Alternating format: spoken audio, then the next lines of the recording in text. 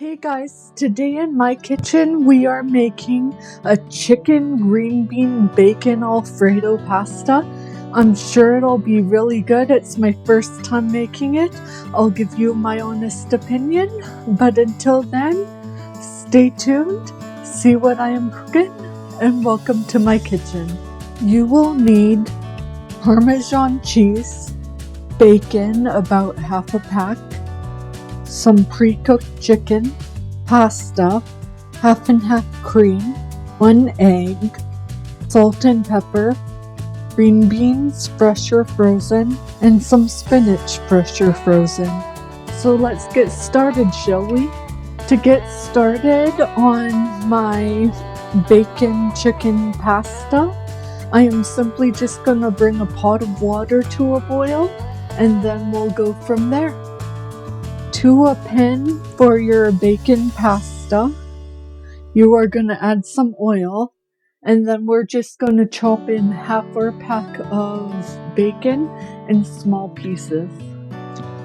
Just going to chop this up into smaller pieces right into our pan. Don't worry, I promise I'll wash the scissors and my hands after I do this, as I usually always do.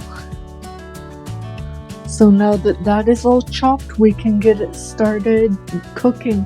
And now that our water has come to a boil, we are going to add our pasta.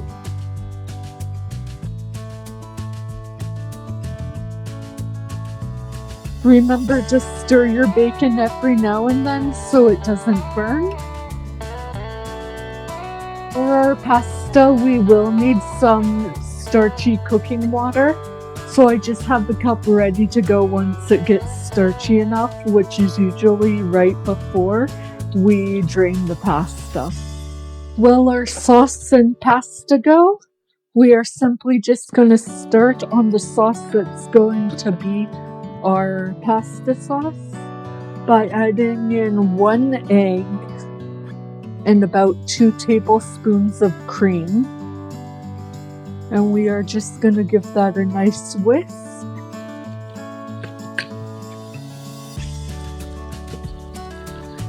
And then to our egg mixture, I am going to add roughly half a cup of Parmesan cheese. Maybe a bit more, because that's how we do. And I'm going to mix that in. And now that our bacon is done, maybe slightly crispy even, I am gonna remove the bacon from the pan and place it with my chicken. And now I am gonna take some of that starchy cooking water and just put it in my mug. And I am now gonna cook my green bean.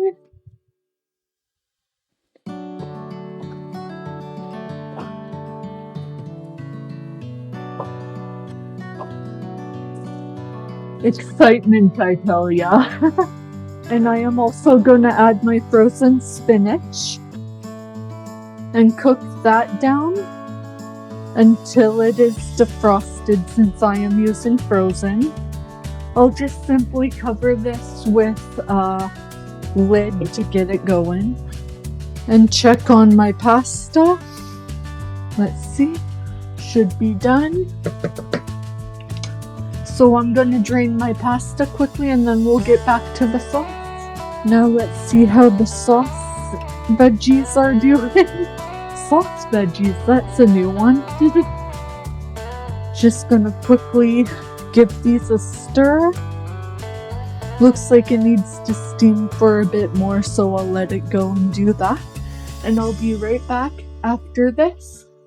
So while our vegetables go, I am just simply going to take a little bit of that liquid at a time and add it to our cheese, egg, and cream mixture. That's what else was in there. I knew I'd catch on quick. And you just need a little bit. I'm going to save a little bit to the side just in case. And we'll see you back here in a second. By tempering our eggs, we ensured that, or our singular egg, We ensured that we're not going to get any cooked egg pieces in there, and that is really important to this sauce. And just right before our veggies are done cooking, I'm gonna add back in the chicken and the bacon, giving it a quick mix through to ensure it all gets reheated back up. Looks like we're doing good with defrosting our veggies, so we should be able to start our sauce very soon here. And now that our veggies are cooked, I'm gonna turn off the heat. I'm gonna put my pan on the counter on a trivet, and I am simply gonna stir the sauce in as quickly as I can so that the egg doesn't try to curdle, even though it might not, given that we added the hot liquid. And then I am gonna add my pasta, and then I am gonna taste for seasoning, and that's how simple it is to make this pasta. It took me maybe 20 minutes. I feel like I definitely need more cheese and some extra seasoning, just to kind of help it get along. I'll taste it again and then I'll let you know what I think. This pasta is so light and easy to eat. You do need a bit more cheese and salt and pepper in my opinion, but after that it is totally good. If you want, you can even add some red pepper flakes or even some cheddar cheese would be really good in this, alongside the Parmesan. Maybe I'll try that and I'll get back to you in a second. If you take one thing from this recipe, definitely add the spice, definitely add the cheddar.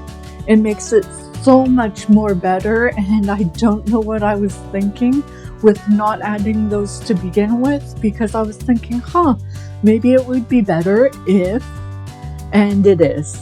So add red pepper flakes or sriracha or even cheddar cheese or red Leicester, whatever you have. Add a salty cheese and add some spice and it elevates it beyond belief. Just a disclaimer, this was based off a recipe that I looked up online, but I made it my own version at this point, because the one recipe I followed before I added the cheddar and the red pepper was not good. It was flavorless, it was salty. I would just recommend adding the cheddar and red pepper flakes. You want the truth? Well, you can't handle it.